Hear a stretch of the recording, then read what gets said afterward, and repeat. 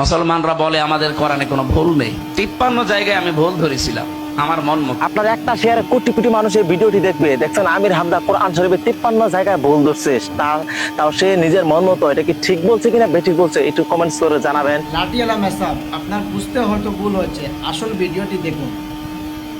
বোধ এটা টনি বেলাওয়ারের শালিকা, ছোট শালিকা, মেয়ে অনার্স মাস্টার্স করার পিএইচডি হোল্ডার একজন।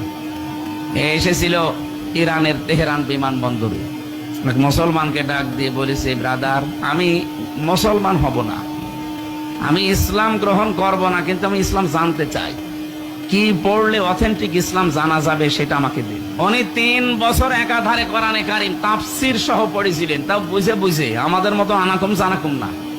এক একটা শব্দের 8টা 10টা অর্থ বের করে করে শেষে 53 জায়গায় লাল দাগ দিয়েছে। সাংবাদিকরা জিজ্ঞাসা করছে, আপনি একজন খ্রিস্টান, আপনি মুসলমান হয়ে যাচ্ছেন কোন কারণে? যা আমি 3 বছর একাধারে কোরআন পড়েছিলাম বুঝে বুঝে। মুসলমানরা বলে আমাদের কোরআনে কোনো ভুল নেই।